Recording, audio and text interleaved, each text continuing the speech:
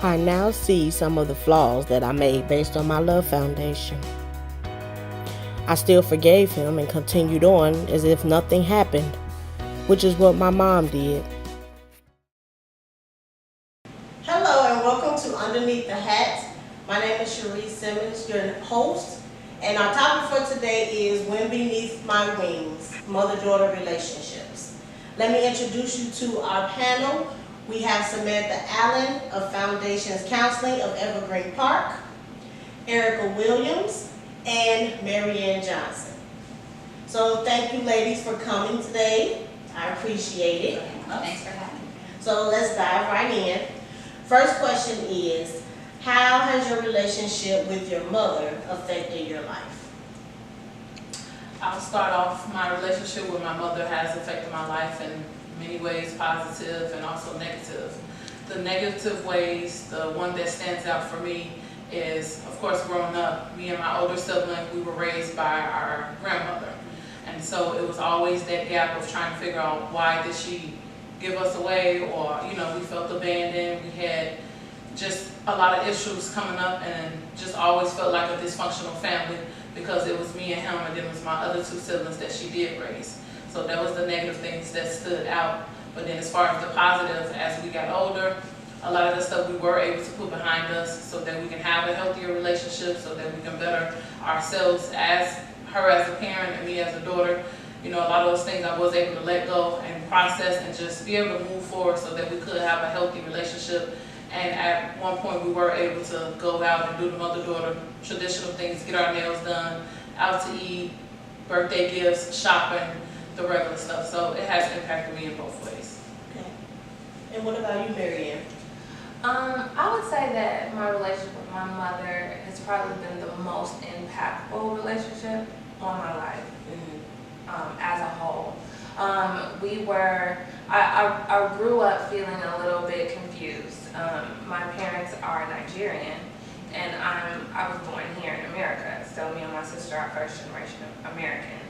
So it just kind of created this confusing dynamic in our household. I would say the most impactful thing my mother kind of gave me and instilled and was consistent with as a kid is giving me and my sister our relationship with God. She put a Bible in our hands at a very young age. And we didn't grow up in the church, but we would have like church at home. So it was it grounded us in the midst of our own dysfunction, because we had some pretty dysfunctional times as well. So. Okay. Now, Erica, in my family, I have a sister and I have a brother. And during a time in our family dynamic, my brother ended up living away from my mother because he ended up with my father. So how did it feel for your younger siblings to be separated from you and your older brother? And how did that dynamic play along with the relationship that they had with your mom?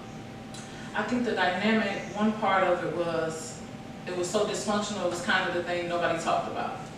And so because we were well taken care of, we had everything we needed, they were taken care of, it was just one of those things for a while that was swept up under the rug for many years until we got older and reached the point where it was like, okay, now I'm ready to ask these questions, I'm ready to get answers, I'm ready to know the truth.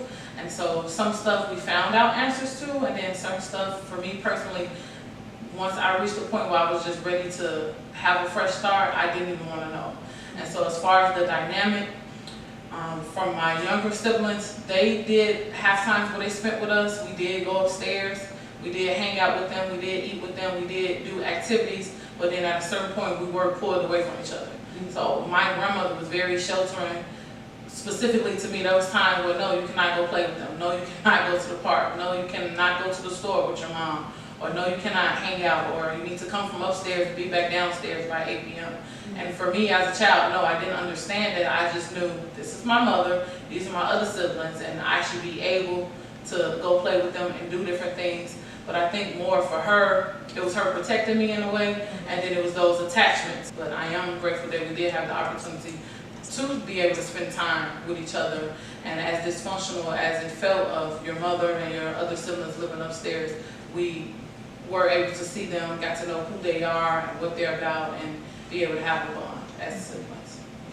Now, Marianne, you talked about the fact that your parents were Nigerian and you all were born here in America, and how spirituality played a part in leveling out some of the confusion. How has spirituality helped you now, as far as being a woman and a mom? Well, it's my foundation now, and I honestly can't imagine my life without the foundation that my mom kind of set for us. And I mentioned that we didn't grow up in a church, and we did. We just didn't grow up in your traditional African American church. So just a lot of things. As I became older, of course, I was raised in the African American culture. So when I left home and went away to college, that's what I gravitated towards. And so being away from home, being on my own, I often had moments where I was lost, sad, depressed, scared, and I always was able to go back to that foundation. And there were times where I would sit alone in my dorm room and not know what to do, and literally open my Bible and start to read and talk to God. And that would literally bring me back, and it would help me to gain traction where I feel like I lost it. More specifically, once I became a mother, it really helped me understand some of what seemed like dysfunction as a kid. It helped me begin to heal from some of those things that I never really dealt with as a kid, as related to my relationship with my mother and my relationships with everybody else. So her giving me that foundation literally was life-changing. I cannot imagine being a mom, a sister, a friend, a daughter without that. It literally is my foundation. It is my core. And everybody that knows me knows, oh, Mary's going to talk about the Bible. Mary's going to tell you to pray. Mary's going to give you some encouraging scripture to help you through. That's what I do for myself. Even my son, if he's having a hard time, I say, you can always pray. You can ask God to help you. If you're scared, you know that I'll protect you, God will protect you. So it's really my foundation. Okay. Now, Samantha, what things or strategies can people use that may be struggling with the break in the family dynamic, as Erica stated, or having a family where everyone's not born within the same culture, but they have the strength of their religion and spirituality? What are some things that they can apply at home? Wow, that's a whole lot. First, I want to say that I commend you ladies for coming forward and talking about these things. Especially in African American culture, we don't talk about these things. It is so taboo. Secondly, for having the insight and working through the things that have impacted you from your relationships or lack thereof with your mom, right? We know that as human beings, it is natural for us to seek love, to seek our needs being met from our mothers. It's natural, right? So what I have heard sitting on this couch is a little bit of dismissive parenting, some needs not being met, and through that, you ladies have made it, right? I see a lot of resiliency here, which is wonderful. I heard several things here, and I just want to speak on that. Foundation. I'll talk to you a little bit about that. My mom, one of the very first lessons she's taught me was Jesus and the ability to forgive, right? So that is paramount when you're talking about maybe making sense of what you went through and some of the things that you experienced in your childhood. Secondly, especially as you become mothers, I'll speak on this as it impacts us as human beings, adults and parents. One of the first things you have to do before becoming a mother is address any unaddressed childhood issues, because it definitely impacts your ability to parent. So I commend you for being able to do that as well. So I'll talk about what Erica spoke about. She said something about attachment. That is so important. When we are parenting and having a relationship with our parents, we have to form a natural attachment.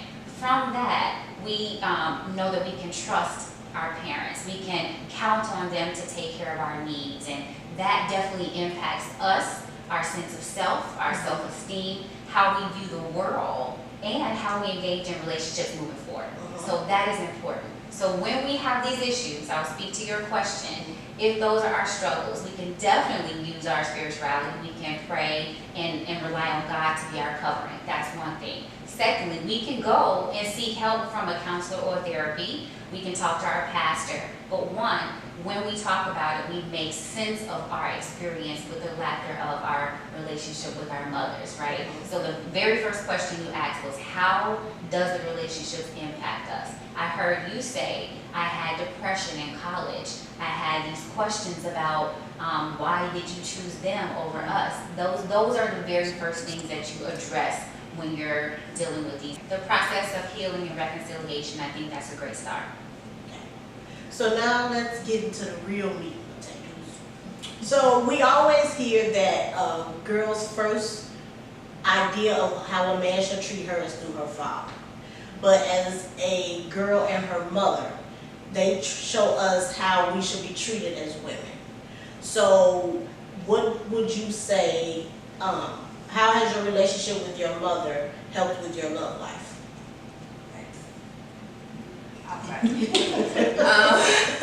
So my dad was in and out. He, I remember just hearing a lot of stories about him and wanting to meet him and being extremely excited. And then when he decided to show up, like Santa Claus, I think I was in 5th grade. It was the first time I remember meeting him. Okay. So I was really disappointed. It was just me and my mom and my sister. So she was kind of like our superhero. She was like Superwoman. She was everything. She was like our protector. She was our nurturer. And so then insert this man. And my only understanding of fathers was what I saw on TV. I mean, I had an uncle that was very close and he was very loving. So I expected this extremely loving, protecting male figure, but there was so much conflict between him and my mother and him and everyone else. And my aunts didn't care for him. No one really cared for him but my mom. So I was really confused and he wasn't that nice. So then I was kind of like, no, go back away. So we can have our nice family the way it was. It wasn't that nice, but it was much nicer before you got here, you know? So she really, my view of her really changed. And it was a little traumatizing, and I didn't realize it as a kid that I was traumatized and disappointed in my mom. But I just began to shift, and she noticed it in my behavior towards her. I became extremely rebellious. I was very angry. He was very unfair. She became a little more not nice, for lack of a better word. So everything just changed at that point. And so when I started high school, he came to live with us, and he lived with us my entire high school career. My sister is 2 years older, so then there was 2 years where it was just me and him and my mom in the house. And those were the worst, probably 2 years of my life.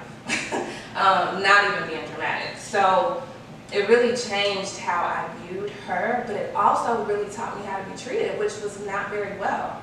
So as I became older and started to have relationships with men, I started to see my mother in myself.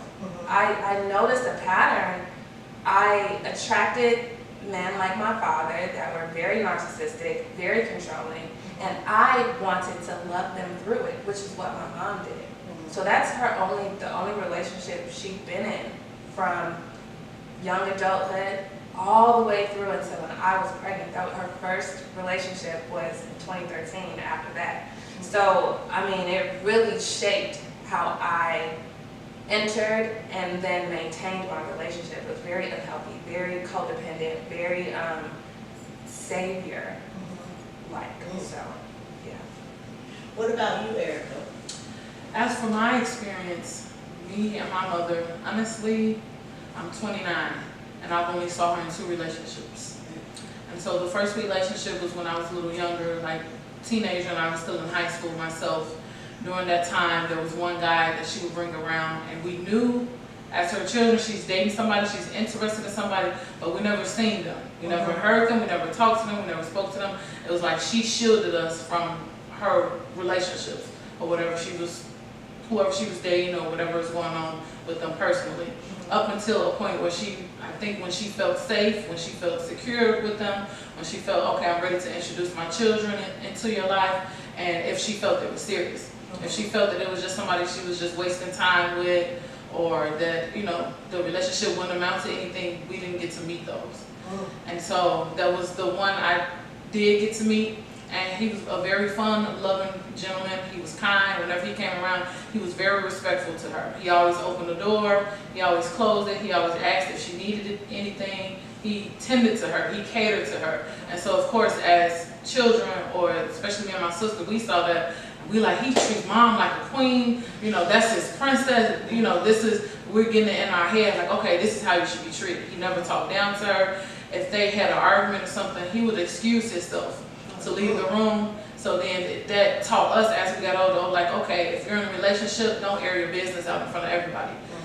Go somewhere and be private with your significant other, and then you all just, you know, have that conversation with each other. Not when the kids are out here and the kids are involved. And so that's one thing that I did always respect about her and him as well, is that certain aspects of their relationship they did not expose to us, and certain things, positive things that they did want us to see, that is the things that came out and came about. As for the last relationship, we didn't get to meet the gentleman as well. We didn't find out anything pretty much about him until my mother was sick, which was around April 2014. And so here again, you know, there's someone in her life, a significant other. Her kids know nothing about this guy. And so, you know, I just always took it as, if it's somebody that she's serious with, that she wants us to know, she'll introduce when she's ready for it. And if not, then, you know, it just kind of was one of those things that was unknown. So luckily, I did get to meet him personally when she was sick and diagnosed with cancer, and he just made sure he was present. He checked on us, although having no relationship with him, no contact. He found a way to get in contact with us, to check on us, to see if we needed anything, to be there for her. No, they wasn't married, but he was there. He was present. He was in her life, you know, through that situation, and even her final breath. He made sure he was there and he was in the room. And so here again, I meet another gentleman that is respectful, he's present, you know, through the roughest time in our lives and also in hers. You know, of course he's busy, he's working too, he has his own children, he has his own business and things going for himself, but he made time for her. He didn't make an excuse of why he couldn't be there, why he couldn't be present, why he couldn't, you know, provide for her or do things for her. And I was elated in the fact that he reached out to her children. He didn't have a relationship with any of us. We didn't even know about him, but he made it a point to reach out to us to make sure we were okay. And even still to this day, periodically, he does check in and text us to see how we're doing, how's it going, and lets us know that he still thinks of her. He has photos of her, birthdays, he remembers everything. So obviously she was someone special to him. So Samantha, we heard from Marianne about having a mother and a father, but the relationship with the father not being the best. So what do we say to those who have both parents in the household, but they don't have the best role model, or as far as how they should be treated as women from the relationship that they have with their mom? So that's actually a very good question. I think that it would be a good thing to seek a model outside of the home, right? I think they can always voice that their need is not being met, right? But they might be afraid to do that, right? So they can go to maybe a teacher in their school, a social worker in their school, or someone at church if they're of that age, right? If they are an adult age, they can still go to a counselor in the school, a pastor, or they can seek counseling outside of those institutions.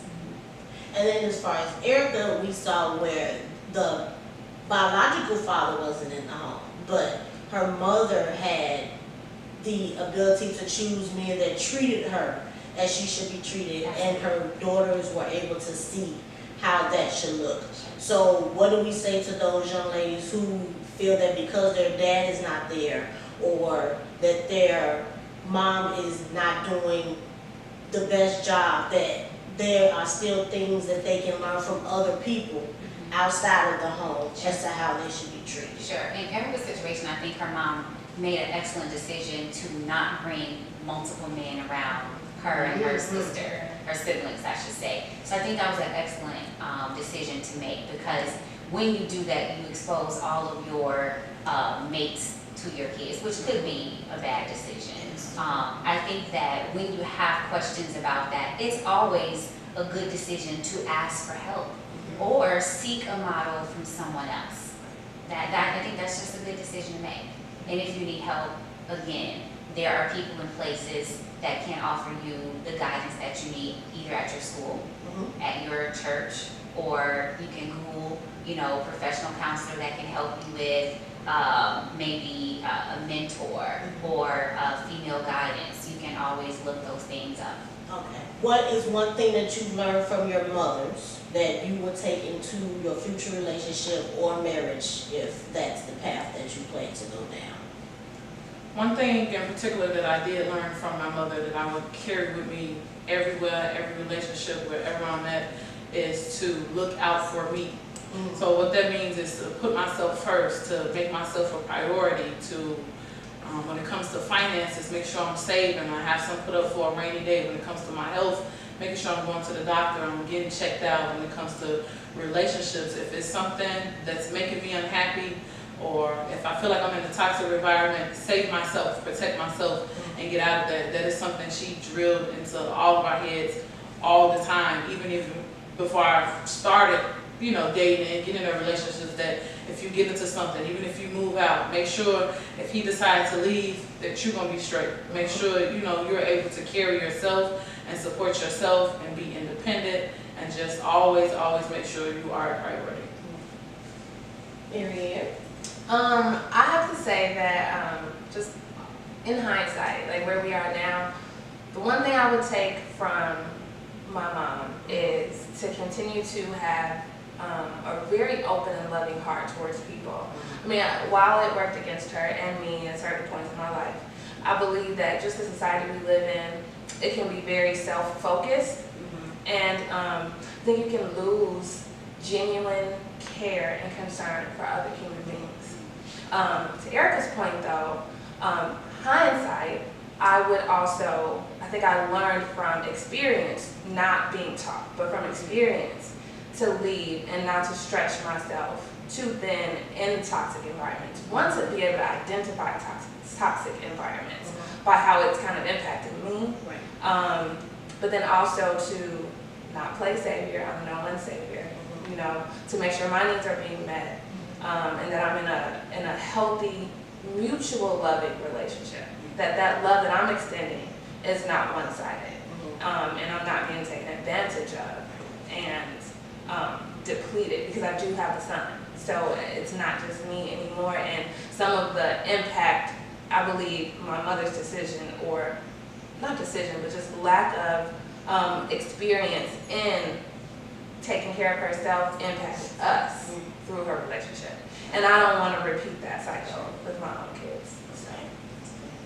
So final question, if you could give advice to your younger self as a daughter, what would it be? I would say to really, really seek the help and the resources that you mentioned. I had them, but I wasn't comfortable and I wasn't as courageous to seek them out. My friends became my counselors, but we were all 16, so it wasn't very helpful. But to really reach out to people to seek that model and to really ask for help in terms of identifying my own strengths, helping me understand what I was lacking at home and what I needed in order to move forward healthily, and not kind of receive those things and allow them to be kind of damaging. Rather, kind of letting my pain be more purposeful than suffocating and oppressive, So, yeah, I would seek help. Okay, and I would just say, going off of what Marianne just mentioned, as far as the level of pain that we experience and the trauma that we deal with. So for my younger self, I would probably just say to get help sooner. Because, we battle with the being depressed and being sad, being mad, being angry, being bitter, and just you become a different person. You become not yourself, unrecognizable. So I would say just, to get help sooner as well. Resources, I've been in church all my life, but it's limited of who I'm going to actually go to church and speak to. So maybe if I don't feel comfortable in that setting, maybe seek other help, some type of assistance or guidance, or counseling, maybe to just sit down and be able to express myself and explain my feelings and be in an open setting. So then to just open up and be ready to go through that process and actually be open for healing.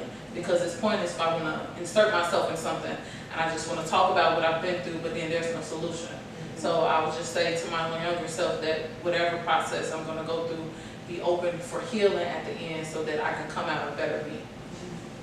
So Samantha, any final words for those daughters out there that are trying to figure out what direction they could go in so that they don't make some of the same mistakes or choices that we've heard about today? Sure, absolutely. I would say to young ladies that are trying to navigate and understand their relationships with their mother, I would say that toxic relationships with our mothers can have some very damaging effects, right? So it would be very important to seek help.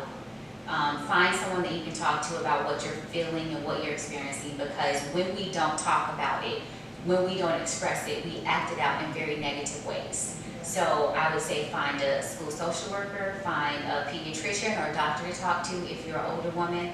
Find a counselor, find someone on Psychology Today, find someone that you're comfortable with to talk to about these things so that you can find some reconciliation and peace and healing in this area.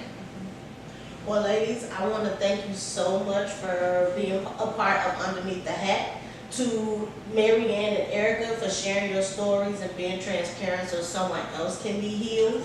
And also to Samantha of Foundation Counseling of Evergreen Park for giving us some guidelines and things that we can use to help us to become better daughters and ultimately better mothers.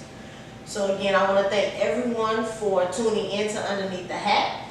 I am your host, Sherri Simmons, and I'll see you soon.